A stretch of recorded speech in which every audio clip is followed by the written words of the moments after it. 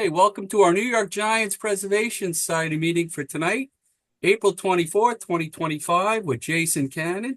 Jason has a brand new book out, Time for Reflection, The Parallel Legacies of Baseball Icons, Willie Mccovey and Billy Williams. We're going to get to Jason in a few minutes. Let me just do some news here.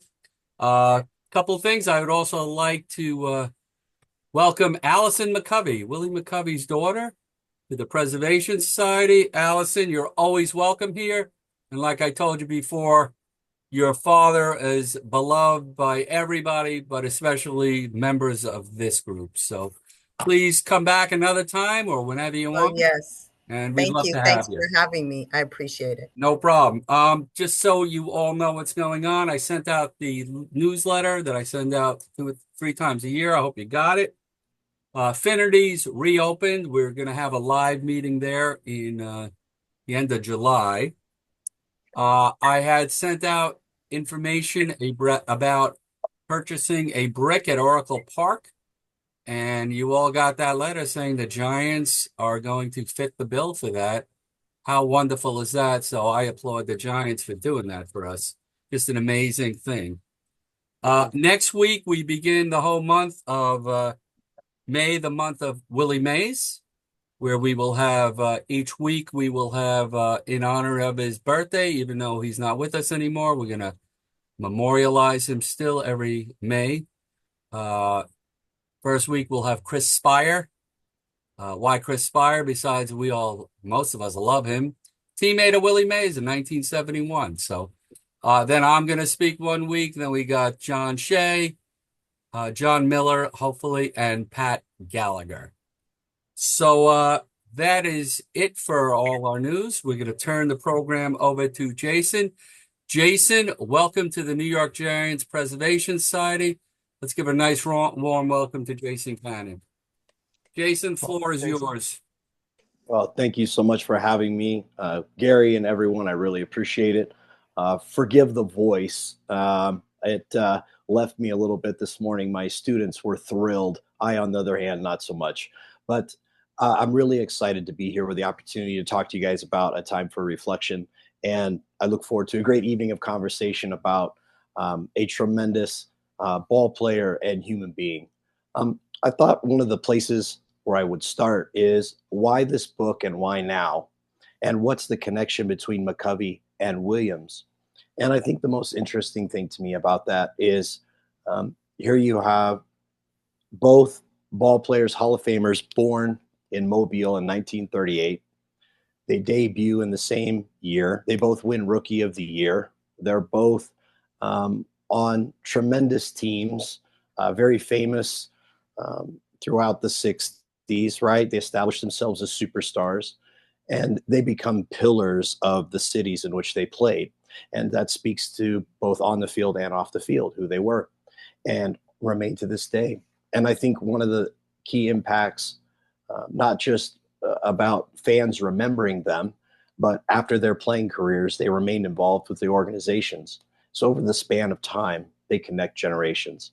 And I think, especially with Mccovey, we have the birth of history as far as it goes with the San Francisco Giants. And I'll touch on that in a little bit. But I know you all are interested in New York, so I wanted to focus on that as well. And then, of course, you have their careers culminating in election to the Baseball Hall of Fame 1 year apart in 1986 and 1987. But let's go back in time. Mobile, the 1940s. As kids played baseball together, they also played a game called Tops. And Tops was a game played throughout the Mobile area.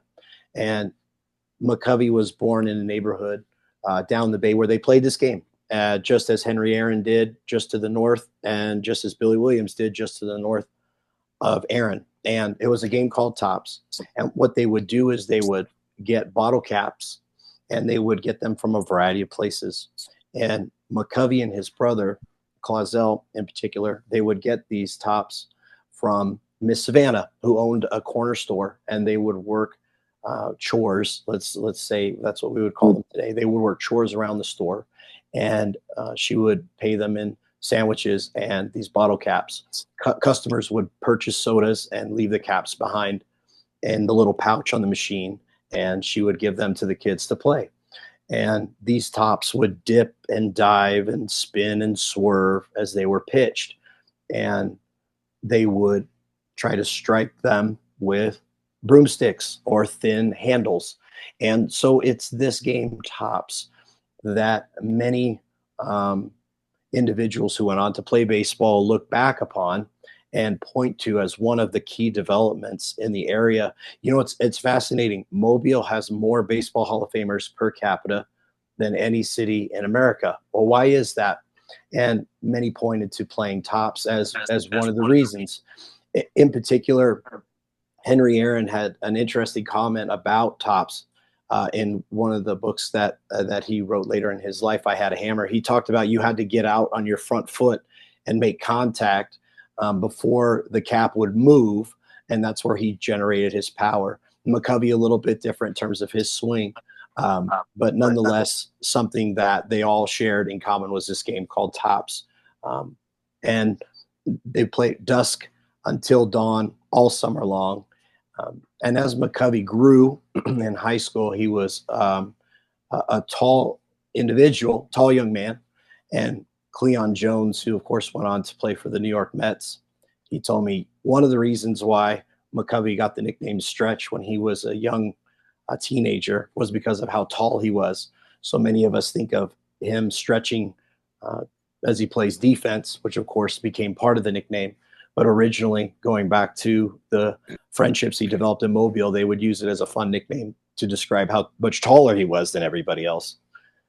He also loved to play football. And if you look at some of the pictures from his major league debut, he has a chipped front tooth. And that chipped front tooth was from playing football and colliding with another player's helmet, and it chipped his tooth.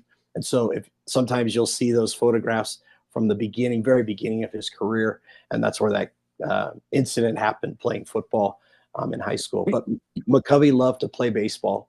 That's what he wanted to do, and the competition was tremendous. Of course, you know the players that came out of the area. And so as the years move along, he has the opportunity to try out for the New York Giants in 1955. And when he is trying out for that team, there's a connection through Jesse Thomas, who was a local scout. And I'm sure some of you are familiar with Jesse Thomas and, of course, Alex Pompez. And so Mccovey's invited to this tryout early in 1955. And he arrives at this tryout. And there is another young ball player who is near him or close to him in the registration line.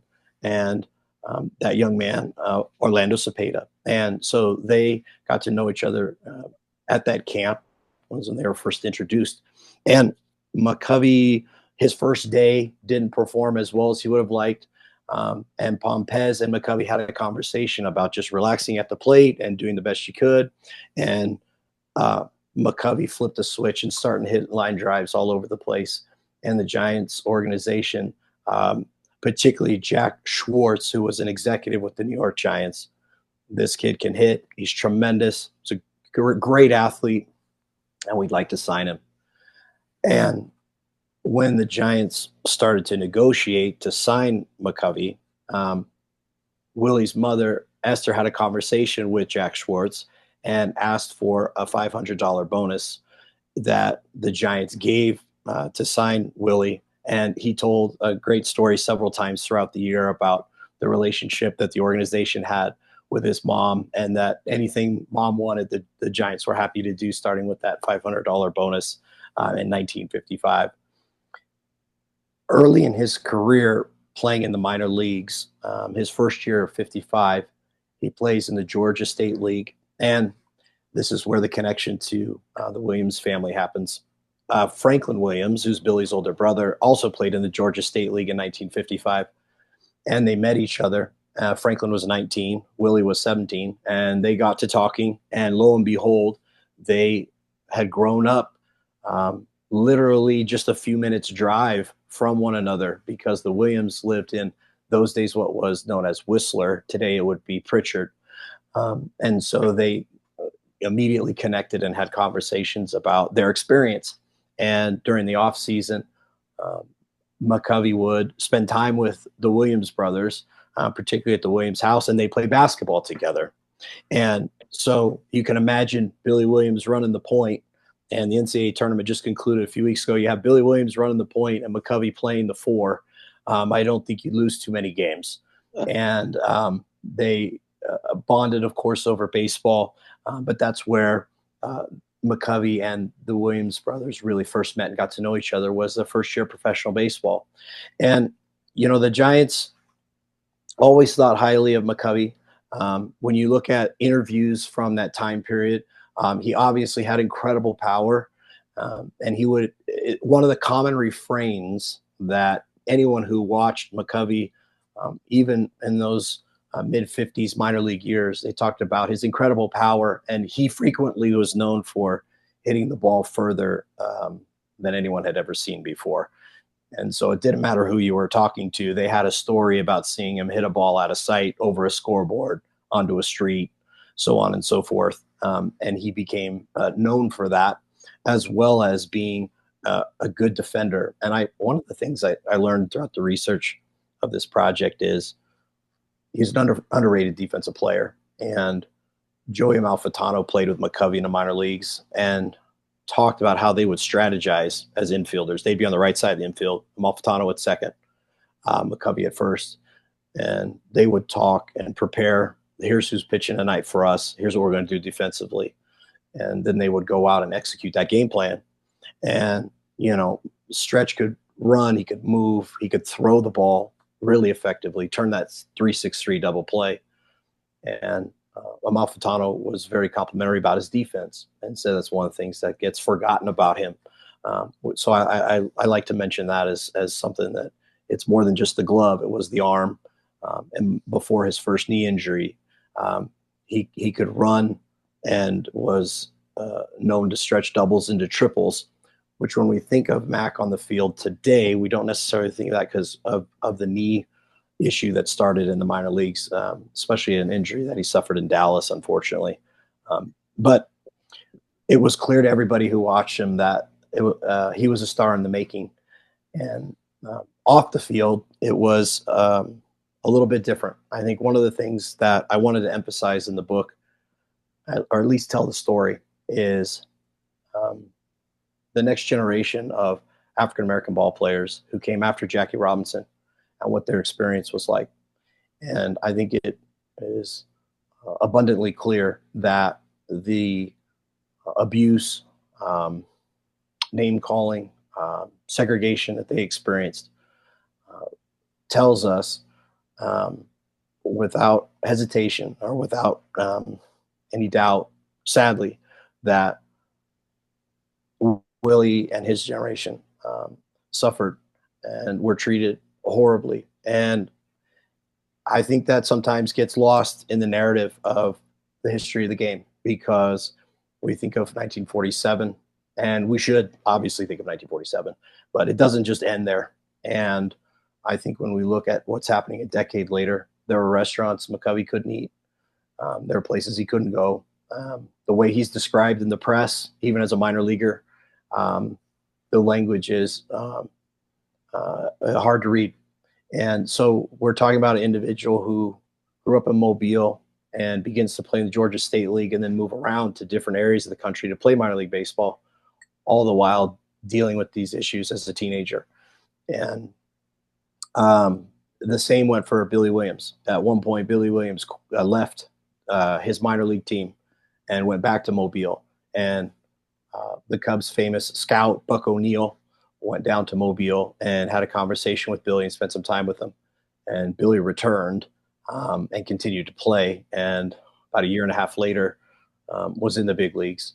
Or actually, a year and a half later, he was Rookie of the Year in '61. So Billy's story echoes the same social commentary, sadly, of the time period. And so when thinking about the career of Mccovey, I think, or any player in that era, one needs to consider those issues as well as anything that's happening on the field, because that's the context in which he was building his career. We're talking about an incredible player, and we're talking about somebody who formed friendships with his teammates, and he was very close to his minor league teammates.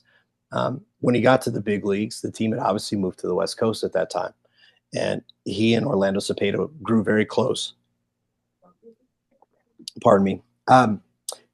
It's often talked about the Cepeda-Mccovey dynamic early on in their careers, but they were very, very close, and they lived right next to each other. And a day that I will not forget for the rest of my life was actually an afternoon that Allison and myself were fortunate enough to spend with Mr. Cepeda and his family, and talk about his friendship with Mccovey. They were incredibly close, and I think one of the things that brought them together was not just their youth in terms of learning to be professionals and playing the game and establishing themselves in their careers, but also the social aspect of things and learning how to navigate that. And there's a story that I tell in the book that Cepeda relayed to us about a time where Willie was actually being followed, and called Orlando about it, and Orlando met up with him, and it was a scary situation. But they grew very close, and they were incredibly successful on the field. And I think for Mccovey, we all think of the major league debut, right? When I first started the project, I started thinking about, okay, what are the bullet points of Mccovey's life and career that we all are kind of familiar with? And then how can we explore his life and career beyond that? And obviously the first thing that jumps out, at least to me, and I think to most baseball fans, is his debut against Robin Roberts, where he goes 4 for 4. And incredible achievement. And interestingly, through researching that, I actually had an opportunity to talk to Mike Norris, who was a pitcher for the Oakland Athletics, but he grew up in the Bay Area. He was at that game, and he was sitting in the outfield with his mom. And after the game, of course, the crowd was just a tremendous, palpable electric intensity about Mccovey's performance. And he said at one point the ball struck the wall so hard, the wooden fence at Seal Stadium so hard, he still remembered the crack that the sound made. And again, continuing that common refrain of, the hardest ball I'd ever seen hit, continued through his big league debut, and it was sensational. And his feats that day were not just put on the front page of the paper, but remembered for all time, really. So that was one.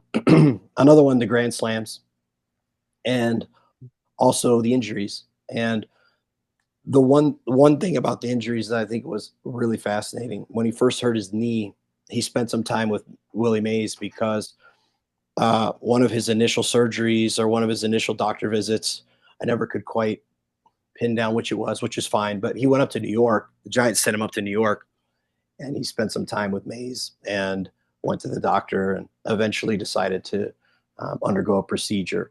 And that was really early on in his life and career, where he first got to know Mays. And their friendship continued throughout the years. Of course, they played together, very different personalities, but complemented each other in a lot of ways, right? Like, Mccovey was really good with the press throughout his career. He's very patient. He had great relationships with a lot of writers. There are a few I spoke to in the current generation who knew, like, the previous generation of writers. Mac trusted a number of them and had great relationships. But he wasn't necessarily comfortable talking, whereas Mays was very much more talkative, more extroverted, and I think it allowed Mccovey to kind of just do his thing without having to worry as much about that. I think as a result, especially when we consider early in his career, one of the questions I asked myself is, what do we do with that early dynamic of Mac not getting the same number of at bats because of either Cepeda playing, or he would go through a slump and he would sit, and he just didn't quite have that star status yet. But if we look at his career statistics, it's really quite something. We're talking about, in early 1960s, he's not playing every day. And as a result, lost a lot of at-bats. And I'm convinced he would have hit 600, and then we'd be talking about a totally different level of career. And does it matter to someone like me, to someone like you? I don't know, but it's interesting how narratives get built over time. And I think we should, as historians and fans and readers, ask ourselves where narratives come from. And it's just a fascinating thing to look at earlier in his career. Cepeda's traded, and of course Mccovey's inserted every day, and goes on to have just an unbelievable career. 1969, I thought studying 1969 was fascinating. He's not only the MVP of the National League, but he's the MVP of the All-Star game. And he accomplished something tremendous with those feats. So Rookie of the Year, and then capturing those 2 MVP awards. He's one of only a small handful of players in the history of the game to ever accomplish that. And I think it's at that point in 1969 where he's established as an incredible star. And everyone across the baseball landscape knows that. My guess is you may have some questions about the 62 World Series. And if you do, we can talk about that maybe a little later on. I think everybody knows the story. So I'd love to know what you guys are individually interested in as opposed to retelling that. But one of the cool things about 69 to me is that, when I first started the project, I always found it really ironic. I'm like, Willie Mccovey retired having hit more home runs than any other left-handed hitter in the history of the National League. And his most famous at-bat is an out. That we can't have that. His most famous at-bat cannot be an out. And even though I think he graciously talked about it over the years and decades and whatnot, and did come to peace with it, at least to some degree, when he homers twice in 69 at the All-Star game. I think those are some of the at-bats and accomplishments that hopefully from a narrative perspective, this book can elevate some of those to be on the same conversational plane as what happened at the end of the World Series in 62. The other thing I wanted to talk about is the birth of history. And I wanted to emphasize that because I was fascinated by some of the conversations I had about Mccovey coming back to San Francisco in 1977. So I'm jumping ahead a little bit, but hopefully to hit some highlights throughout his life and then open it up for opportunities to fill in the blanks with questions. But he comes back in 77 and wins the Comeback Player of the Year. But how about his time in San Diego? I was fascinated by that. And here's a little bit of the story behind it. And I know we're a far cry from New York, but it, to me, is the beginning of that full circle moment for him to come back and become really a legacy player and person in the history of the Giants organization. In 1974, the Padres were looking for a star, and Mccovey certainly qualified. And it speaks to his relationship with Horace Stoneham, which is hopefully an interesting topic for the group. He always had a good relationship with Horace Stoneham, and they talked about all kinds of things, even outside of the game itself. Sadly, it became evident that Mr. Stoneham was in a bad spot financially, hence the move to the West Coast and things of this nature. And we can build the ballpark and a place where people can park and things like this. But obviously, the Giants were in a spot where they had to trade players for financial reasons. And I don't think Willie particularly liked the idea of going somewhere else, but he understood it and he accepted it. But at first, San Diego was not on his radar at all because San Diego stunk. They were not good, and that was never really an option. But the Padres were trying to retool their organization and their on-field product because they were in the process of being sold. Marge Everett was one of, if not the most instrumental women in the history of horse racing in this country, and she was involved in initially purchasing the Padres. She was big on star power. That's what brought people to the track and got fans of horse racing involved. And she wanted to extend that to what was happening on the field with the Padres. And so conversations between San Diego and San Francisco commenced about Willie being traded south to San Diego. Well, long story short, the deal with Everett fell through. There's a whole story there that's in the book. But Ray Kroc emerges as the new candidate to purchase the Padres. Well, Ray Kroc loved the idea of having Mccovey, and so the trade was made, and Kroc gave Mccovey a new contract, and so everything seemed like a nice fit. And for a little bit, it was. And then you have opening day in San Diego. They had just played a 3-game series in LA, so it was the opener against Houston in San Diego, and the team was struggling. And at one point late in the ball game, the Padres make an error, and it opens the door for Houston to take a larger lead, so on and so forth. Kroc walks into the room in the press box where the PA announcer is, and he demands to get access to the microphone.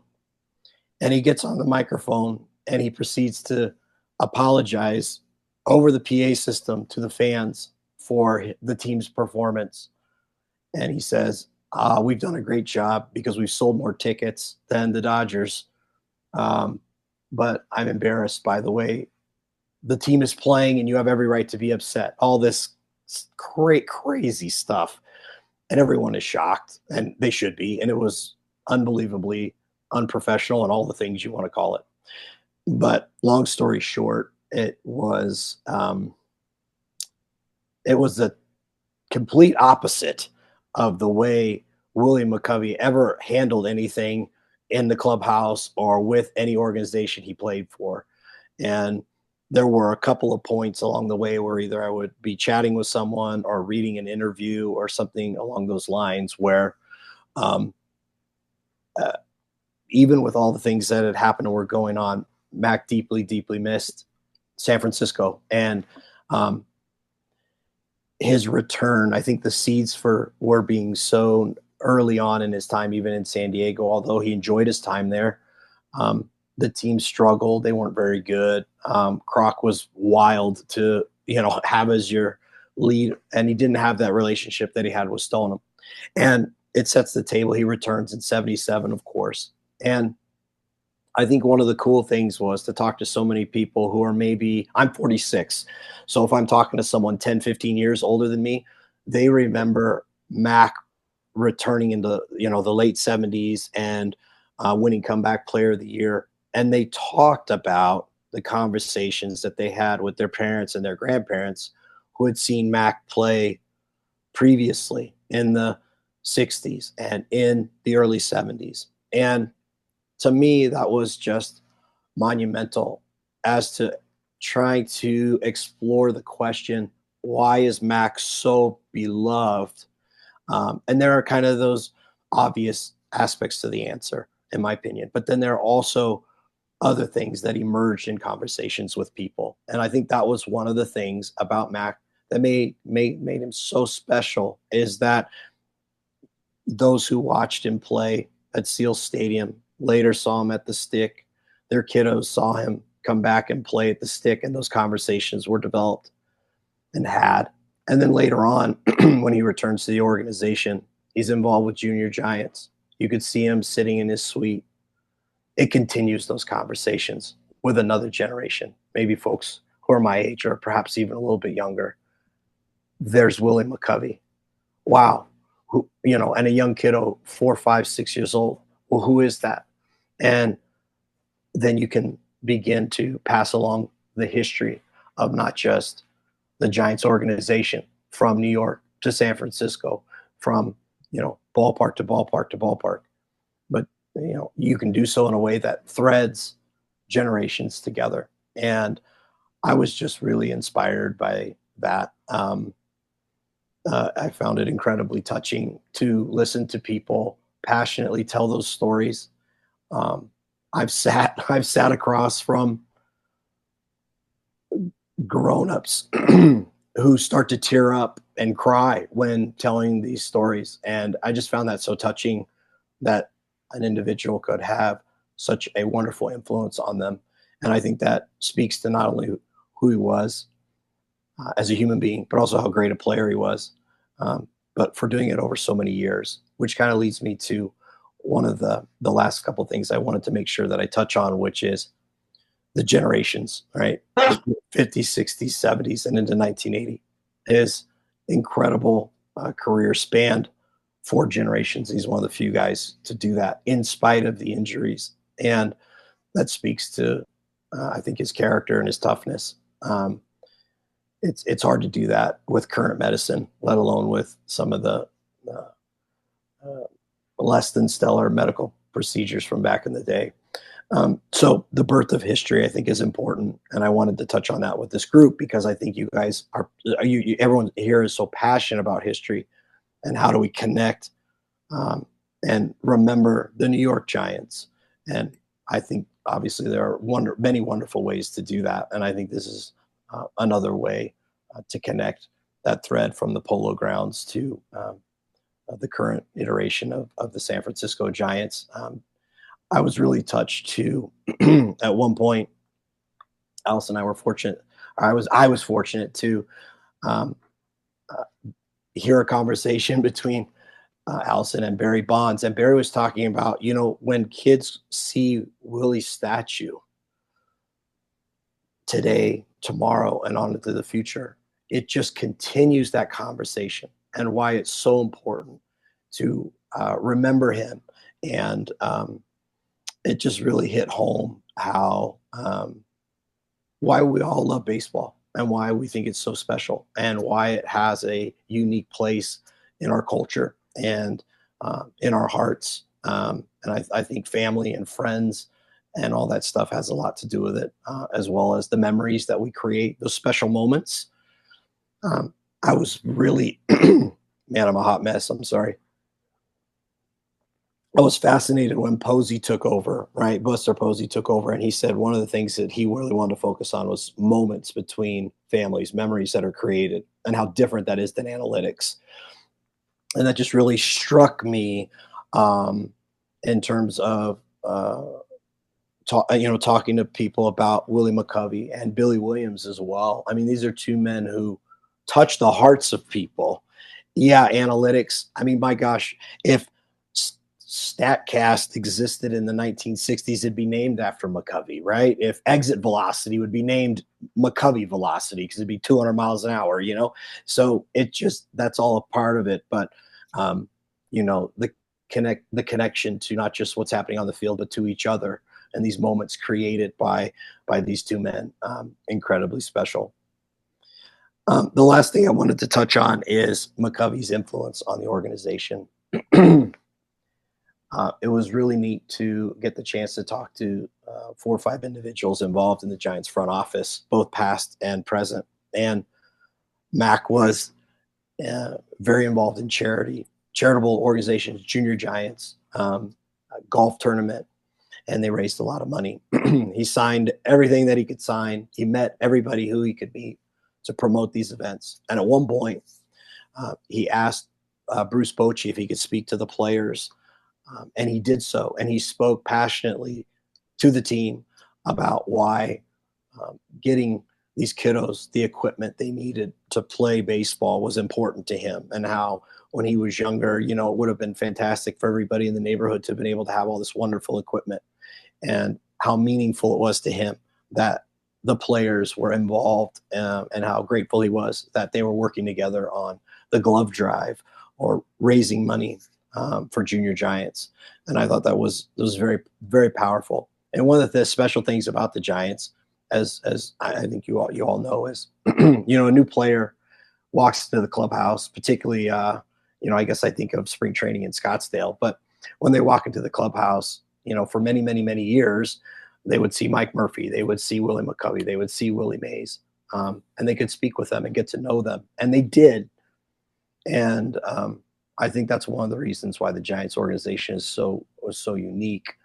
And so for Mccovey to have a conversation about, for instance, the Junior Giants fundraiser with the clubhouse, I think speaks to a continuation of those relationships, special relationships that those players had built with him, and vice versa. Sadly for Mac, I think a lot of the guys who I talked to who would visit him in his box in those days, physically he was struggling, and over the years the surgeries took their tolls, but they would be talking to him, and it was fascinating how they would be speaking with him, and then all of a sudden he would either say, hey, wait 1 second, or he would observe something, and then he would turn to whoever he was speaking with, and he would predict what would then happen in the game. And that he kind of had he was focused on the conversation, but he was also focused on what was going on the field. And there were, I can't remember off the top of my head who it was, but someone was talking to him, and somebody walked a guy in front of Manny Machado in an interleague game when he was with Baltimore. And he goes, oh, it's trouble. And then Machado hit a grand slam in the next step back. So it was his knowledge of the game was extraordinary. And he had a way of seeing it as a player, as a coach, as an executive. He just had all the different angles, because he would analyze the rosters. He would communicate with the front office. They would seek his input, and he would communicate with them. And just a special relationship that for a few years kind of drifted apart, but they came back together. And I think that's really wonderful. And the rest is history. Mccovey Cove is another topic. I'm sure many of you know a lot about Mccovey Cove and how that came to be. Mark Purdy was heavily involved in that.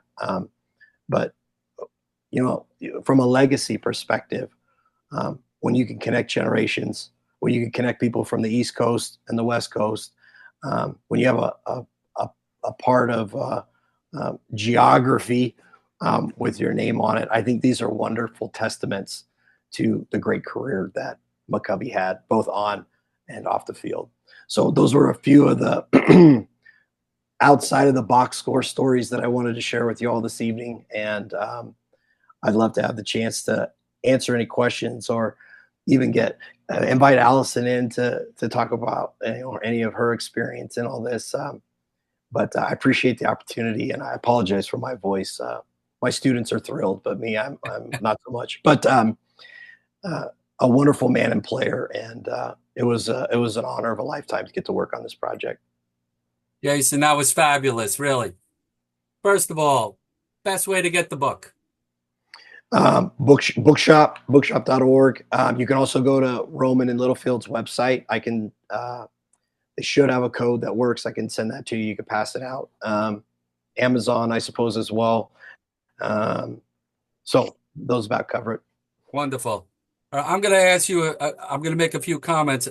Please. One thing you said about him that's overlooked. I used to love when the Giants would make an out. Mccovey would have the ball, and then he would sidearm the ball to third base. He was just effortless in how he performed. His defense was so underrated. He was a terrific player. Yep. It didn't matter who I spoke to. It was Amalfitano, Chris Spire, who you mentioned, Bill Madlock. They all talked about the same thing, which was he was a really, really good defensive player, and it just gets lost with the slugging. But and maybe it's one of those things where when we compare players across generations, to me, it struck me like if we're all watching and analyzing on TV every night, we're going to see every aspect to their game. And especially with analytics, where everybody's analyzing every aspect to their game.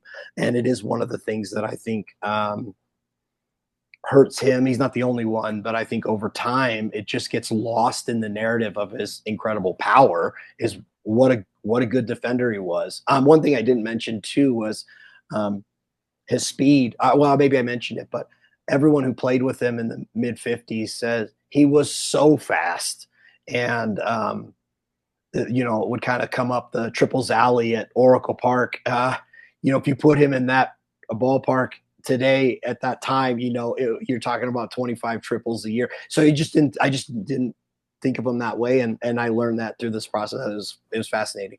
You also mentioned McCovey Cove, the statue, the Yeah. Willie Mack Award. I mean, just incredible, the love affair with a city and this player. It's just unbelievable. Do you think that if he did not return to the Giants, it would still be this love, or you think that cemented it when he came back? That's a great question. I do think there would be a tremendous love affair, but I do think it elevated it in this sense. I think it well, first of all, he has a tremendous season, right? Comeback player of the year, and he creates more memories and he reestablishes himself. And I think that's part of it. But I also think what's part of it is it created a new opportunity to have conversations between the next group of younger fans who came and watched Mac in 1978 for the first time, to have conversations with individuals who had seen him play, a decade or longer prior. And I do think that is a special part of what connects generations of Bay Area baseball fans in particular. But they loved him before he left, and I think it would have remained that way. That's great. And Allison, I know you're only 30 years old, so I want to. I wish. Two things I have to ask you. First of all, how hard was it for you to see your dad, I guess, being wrapped up for games with all his injuries? And the second thing is, you were privy to it. What was his emotional state when he was told that he was going back to the Giants? Well, when my father was in San Diego, I wasn't down in San Diego. I was in the Bay Area. He always liked and had a love for San Francisco. He did establish a network in San Diego and a lot of friends who would come up when he came back to San Francisco and visit him. But he loved San Francisco. He never wanted to leave San Francisco, and he always wanted to get back to San Francisco. And you could tell by how he played as well. Now, when he came from San Diego, he did a stint with the A's and then went to the Giants. But he wanted to go back to the Giants. His, second mother was Ruth Stovall, was in San Francisco. His friends were in San Francisco. So he always wanted to come back to San Francisco. The injuries and seeing him wrapped up, a lot of times when I was young and at Candlestick, and I mean like 4 and 5 years old, I didn't realize, I'm young, that he, was sore or injuries. I just wanted him to hurry up and get out of the clubhouse and hurry up so we could go home, because I was trying to keep my eyes open so I could visit. And sure enough, I would always fall asleep. But that was a long day for a little kid.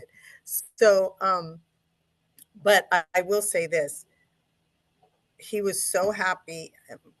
What we can talk about is retirement. He really didn't want to retire when he retired in the middle of the season. But after he adjusted, then golf became his new love, and he loved golf. And then the injuries from the past started creeping up. So he had several back surgeries. He had several knee surgeries. He had so many surgeries we couldn't even count on our both hands. I think that was the downer for me, because he still had so much life to live and he loved golf. He probably would have been a great golfer. And even though my father never complained or showed emotion, very seldom, he kept a lot inward. It took his toll, and I could see he wasn't as happy because he was in pain, but he never complained. So during the latter years, that was hard, because I figured I would be able to enjoy my father more and doing more things when he retired. And as I got older, and had kids, and he could enjoy his grandchildren. But the surgeries and the pain, being active, and my father always took care of his body before it was even popular. He never drank, he never smoked. He always watched his weight. He always watched what he ate. But I would say the injuries toward, you know, um, when he retired was what saddened me and disappointed me the most, that he didn't get to enjoy the rest of his life in doing what he wanted to do. Allison, thank you so much for joining us. Jason, thank you so much for inviting Mrs. McCovey. Thanks. It's Thank great. you. She's the best. It was an honor to get to not only work with her on this project, but just to get to know her. She's the best. Yeah, I learned a lot on this journey as well. Like I said, my dad was a man of few words, and I learned a lot about, what he went through during the times of Jim Crow, as well as how some of he had great friends. He had a great network of friends. I will say that, every single one. So I learned a lot on this journey with Jason, and I just appreciate the fact that he asked me to assist him with this book. Well, the greatest thing about a person is how people talk about that person instead of the person talking about himself. Right. So it really is the truth. Mars, you're up. Oh, well, thank you, Jason and Allison. First comment I'd like to make, can you imagine if the DH was around when McCovey and Cepeda were playing? You know, they would have been unstoppable. The second thing I wanted to mention was probably maybe the most proudest thing of my life. I received acclaim from my profession, but when I was elected the 2013 Junior Giants coach in San Francisco, where they do it in every city, I think from Nevada to Oregon or something like that. And when I was baffled when I received the award, and I said, "Why me? What about the other coaches?" And they said, "Well, the parents voted for you." So the celebration was on the field, flanked by Willie Mccovey, where they took our pictures, and then they had our names on the scoreboard, all the coaches, and then they had a luncheon for us, and they gave us an autographed bat by Willie Mccovey, and it said the Willie Mack Award, which not only do they give to the players, but they give it to the Junior Giants. And to this day, I'm still part of that. I don't coach anymore because of my physical condition, but I contribute with either by giving money or buying a glove for the kids, and that's probably the proudest thing in my life. Thank you.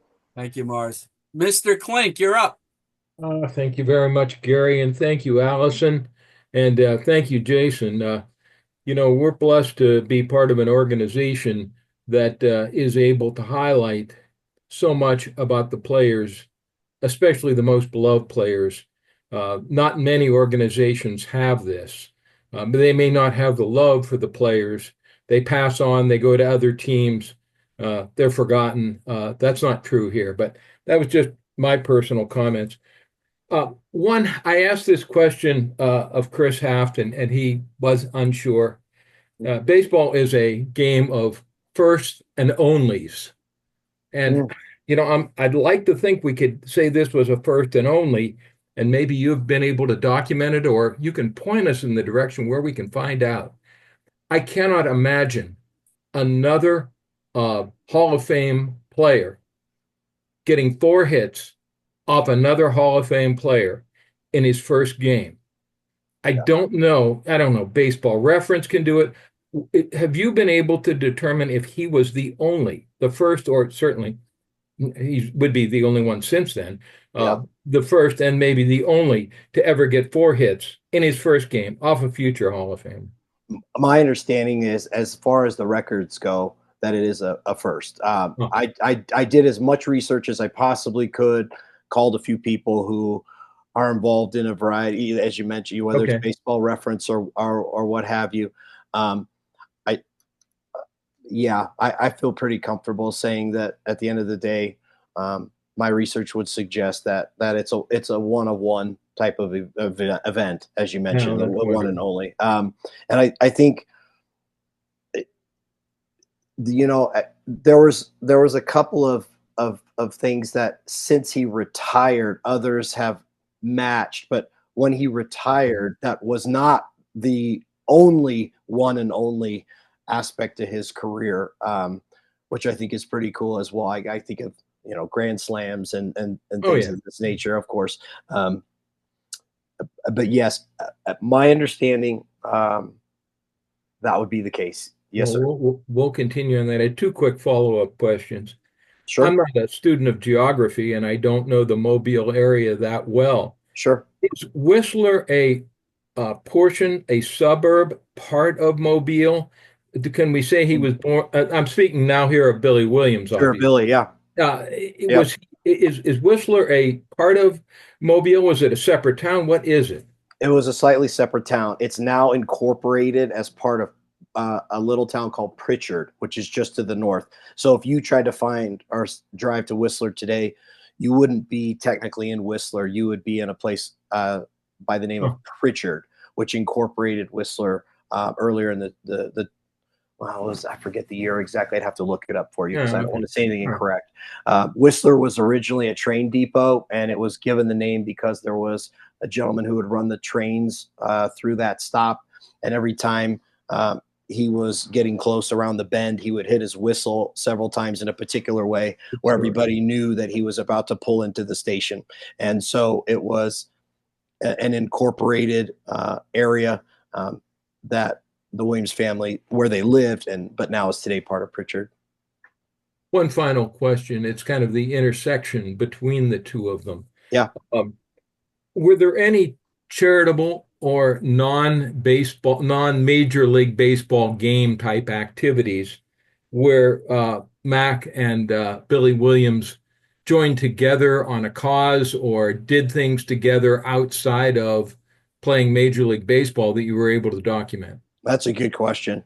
Outside of playing basketball together as teenagers, Mhm. none that jump to mind. Their time with the A's at the end of '76, but that's not what you're asking. Yeah, yeah. Mac lived in the Bay Area, of course, and then Billy lived in Chicago. Chicago, yeah. So Billy spent a lot of his time working with Randy Hundley and his fantasy camp. And um, Billy was coaching. So he was an on-field coach for years for the Cubs. In fact, no one has spent more years in a Cubs uniform in the history of that organization than Billy Williams. And so as a result, after McCovey retired, for the most part, McCovey essentially retired. Billy retired and then became a minor league, um, almost like a roving scout slash roving hitting instructor. And then after several years was part of the major league coaching staff. And so they remained in touch and remained in contact, but they were in separate parts of the country. Yeah, and I didn't want to leave Billy out of this story. I know we're all Giants fans, but we all respect Billy. Yeah. Did How did he get the nickname or the the name Sweet Billy Williams? How did he get that? Sweet swinging Billy Yeah. Williams. There was a local reporter when Billy Williams was playing minor league baseball in Texas that after watching Billy for several nights said, Billy Williams has the sweetest swing I've ever seen. And he wrote it in an article and it stuck because everyone, as soon, you know, the alliteration, the beauty of the nickname, how it was just perfect. And the thing, oh man, I'm getting excited. So my voice is gone. The thing that's so cool about Billy Williams and his swing is how hard he worked on it. So Don Kessinger, nobody watched more film than Billy Williams. And I said, what? You know, I'm thinking of today's modern game. I said, what do you mean? And he said, oh, they took reels. Billy would have reels of his at-bats taken by Barney Sterling, who was a Cubs photographer. And then they would have the big projector, and then they would take it home for 2 weeks at a time. Billy would have it. Then Ernie would have it. Then Don would have it. Then Ron would have it. and they would study their at bats, and nobody worked harder. And so the swing was a product of all this hard work. It wasn't something that Billy just had. In fact, there were times where it would bother him that there was this assumption that he just almost, rolled up and had this great swing. No. He was working on it constantly, and he perfected it. One of the cool things, and I don't want to get too off topic, but early in his career, before he would stride to the plate from the on-deck circle, he would spit and hit the spit and then make his way to the plate. Well, at one point, Wrigley started giving the players a bunch of gum. So he would take half a stick of peppermint gum, chew it, and then right before he'd walk to the plate, he'd spit it out and hit it into the opposing dugout. And it became almost like a magic trick. And so you talk to guys, and they're like, oh, yeah, we tried to figure out how to do that, and we never could. Only Sweet Swing and Billy Williams could pull that off. That's a great story. Thank you. Thanks. Also, real quick, talking to Juan Marichal, to the first comment, Juan Marichal during our interview at one point just kind of stopped, and he kind of looked up and he goes, could you imagine if we had the designated hitter when we played? Same thought, to put both of them in the lineup at the same time. Oh, yeah. Jason, before I go to Norm, was number 26 the second greatest Cub in your mind? After working with him on this project, I'm not going to even pretend to not have bias. When I talk to people about Billy Williams and their impact, or his impact on them, how Giants fans across the span of decades feel about Mccovey, that's the same way they feel about Billy Williams. The thing about Billy is not only did he remain in the organization as a coach, he still goes to every Friday home game. If you want to see Billy Williams, I've got the formula for you. Just go to the Friday home game. So he remains so connected, and he's beloved. And if you meet him, he is whatever the old saying, don't meet your heroes, right? And just really the most incredible part about working on this project is here's two guys that I can tell everyone you definitely want to meet. So it's Mays, McCovey, Banks, and Williams. Yeah. Pretty amazing. Yeah. They all had great friendships. Ernie and Billy were very close. They commuted together to the ballpark, and almost they would drive together for years and years. Anyway, don't want to get off track, but there's some great Billy and Ernie. All right, we're gonna go to Norm. Norm, I'm sure you probably have both of these guys' autographs, but that's I probably do, Gary. And Jason and Allison, I'm one of the people that gets emotional about Willie Mccovey. Cool. 1962, Game 7 of the World Series, which is what I call it. I mysteriously got sick that day and had to stay home from school. And so I saw that line drive. 1966, July, I went to a 3-game series against the Reds. Willie was instrumental in all 3 games and winning those games. In the 3rd game, he was 4 for 5. He had a walk, a double, 2 home runs, 2 runs scored, and 6 RBI. Wow. His 2-run homer in the 9th sent the game into extra innings, and we won the game. That day, I walked from my house up the hill to his house with 2 Topps baseball cards, 1964 and 65, and rang the bell, and Willie answered the door. Wow. And he stood there. I look up at 6'4" Willie Mccovey, and it was just one of the greatest moments of my life. He signed both cards, and he had a stack of postcards with the facsimile autograph on it, and gave me a couple of those too. He just was a tremendous part of my baseball experience growing up. I mean, I go about a little bit more. You talk about what makes him great. It's everything everyone said, but one word no one has used, and that is graceful. With his size, his frame, his power, when he swung the bat, he swung it with grace. When he ran the bases, even with his bad knees, he ran with grace. He was a pleasure to watch. I have to correct Gary on one thing. When he made that underhand throw after the put out at first base was to the catcher, the catches for the Right. ball at third. Right. And that was so great to watch. To watch him scoop a ball up, whether it's a hit that he's fielding or watching him scoop a throw that's in the dirt, it was all with grace. When he stood up to the plate and took his practice swings, those slow, methodical practice swings, they were all with beauty and grace. He was a pleasure to watch.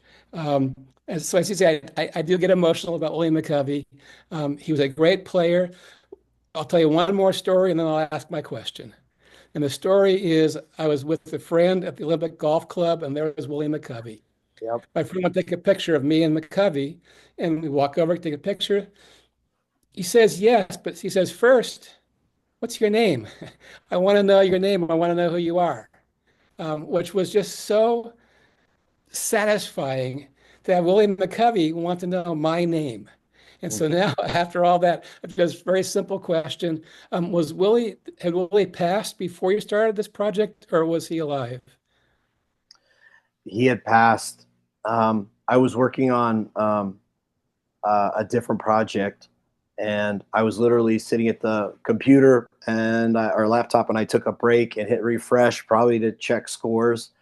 And it was Halloween and 2018, right? And so the news release came up, and I read it, and I thought to myself, "Wow, I grew up a Giants fan. I need to read the book. I need to revisit the book on McCovey because I can remember, some of the things we talked about, the debut, the home runs, different things. But I need to refresh my memory because I should have more at the forefront of my mind." So I looked at my bookshelf and I saw the books about Mays and,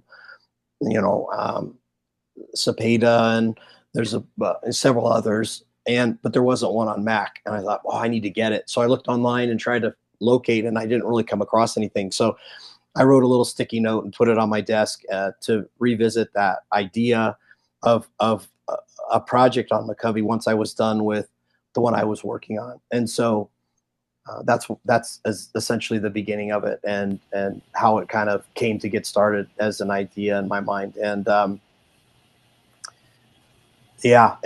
so then I got to work on it probably in earnest, more along lines of probably 2020.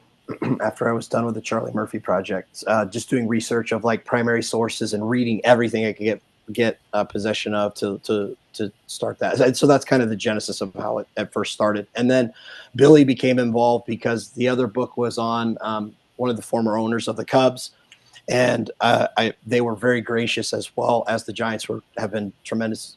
Both organizations have just been wonderful to work with.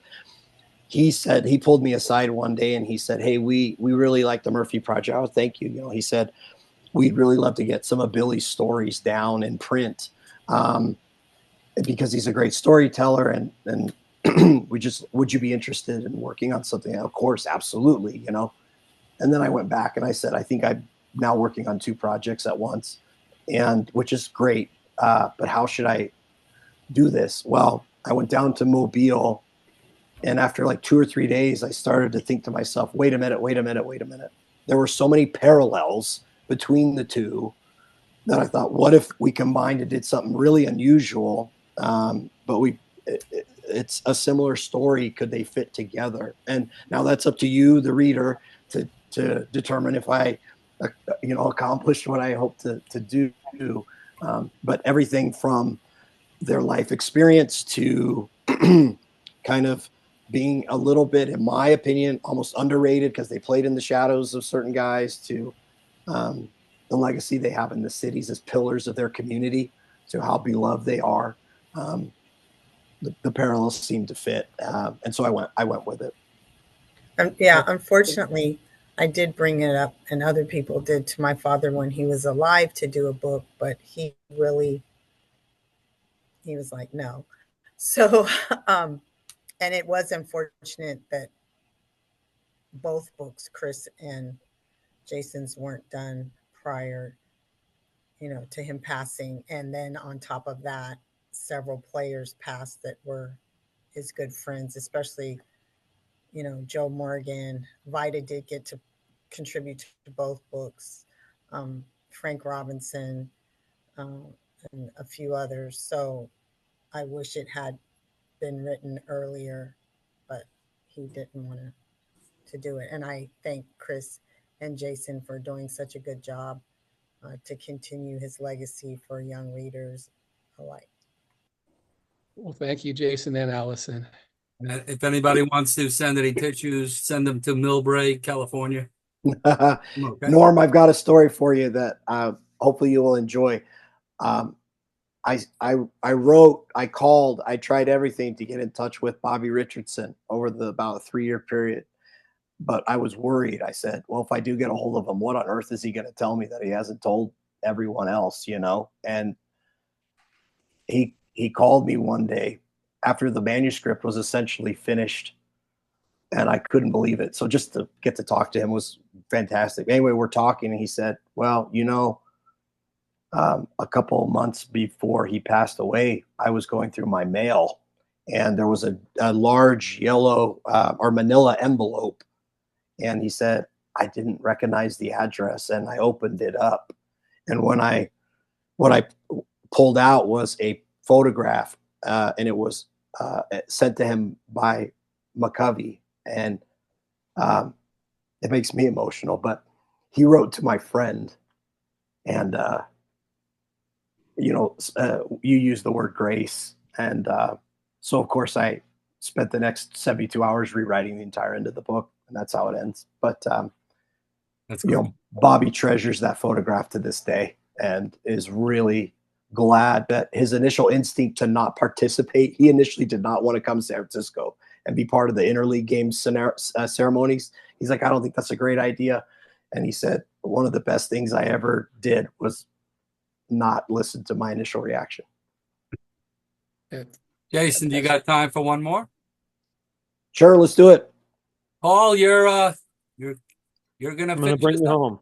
Bring it home. Thank you, Jason. Jason, that's just terrific. I mean, you hit so many things. So my question for you is, and not to get too crazy, but in what way were they most alike, and in what way were they not or far apart in terms of either personality, approach to baseball?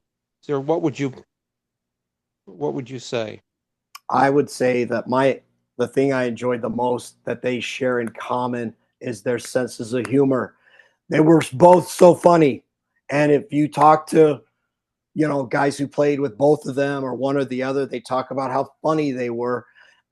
Mac ran Kangaroo Court, and he was hilarious. And Darrell Evans had a dozen stories about funny things that Mac would do. Mac would sit next to rookies on a plane and wait for them to fall asleep. And then he would wake them up and say, you're fined $25 for falling asleep on the plane, Rook. And Billy Williams, similar. Don Kessinger grounded out yet again against Gaylord Perry. And he comes back to the bench and he just kind of sits down next to Billy and he goes, Billy, how do you have success against this guy? I can't hit Perry for anything. And Billy turns and looks at him and he says, it's because you got to hit the dry side. So to me, they're funny. They're just have these senses of humor. One way in which they're different, I think, is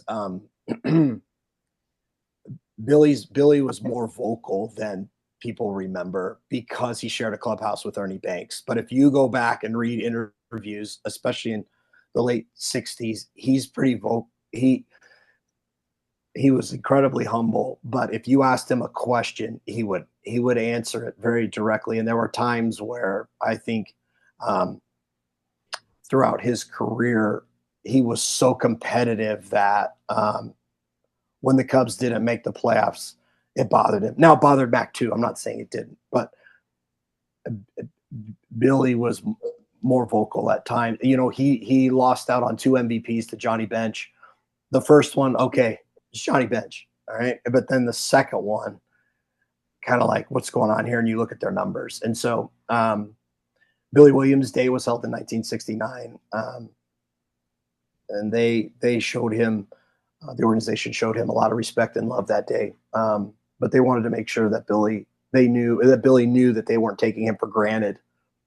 Billy was not necessarily a fan of he played in 1,117 consecutive games. And there were times, I think, where it was just like, oh, well, there was almost an assumption that he was going to go out there and do these things. But behind the scenes, he was playing with, broken toes and things, all this kind of stuff. And I don't know if that makes him different, because I think everybody's kind of like that. But, if you read some interviews, I think I learned a little bit more about him.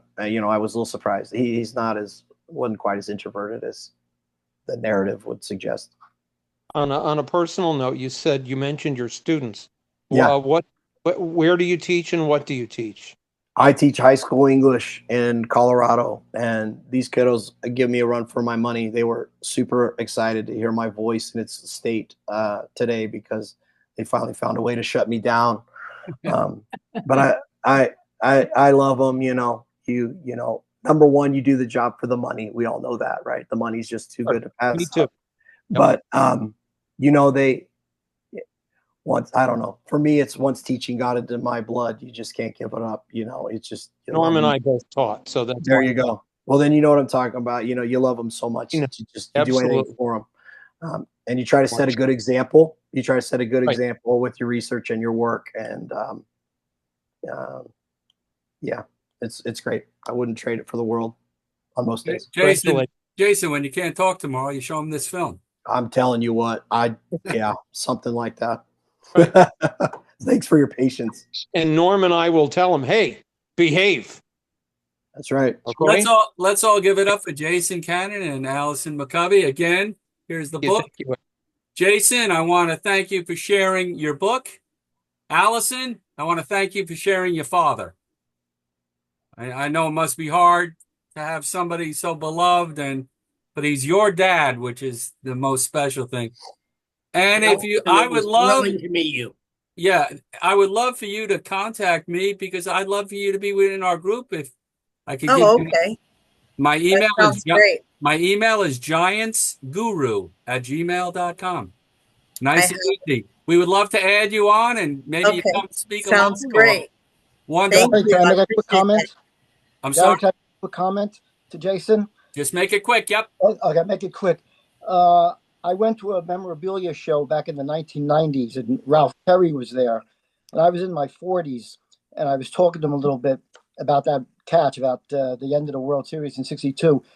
Terry told me that was the most frightening moment of his entire career. Mm-hmm. I think he had his mind on 1960, when Mazeroski hit the home run in Game 7 for the Pirates that beat Terry and the Yankees. He told me he was never more petrified in his life than when he faced McCovey. And then he went on to apologize to me. I said, I was 9 years old. You broke my heart. He gave me an autograph without me having to pay for it. I mean, wow. It was on a golf ball, because he was a golf pro at the time. And one more thing about McCovey really quickly. I'm a New Yorker. I went to a lot of Met Giant games at the Polo Grounds and at Shea with my father. And I don't remember ever seeing McCovey hit a home run. And I know that he didn't want to be remembered for that out in the World Series. But the one thing I remember about McCovey that I saw in person was opening day at Shea Stadium, Mets against the Giants. Kuzman was pitching. Okay. Giants had the bases loaded in the first inning, and he struck out McCovey on a wicked swing. And then he got Mays as well, and no runs scored. So unfortunately, the only memory I have of McCovey in person, although I saw him many times, was striking out with the bases loaded. Oh wow! So my luck.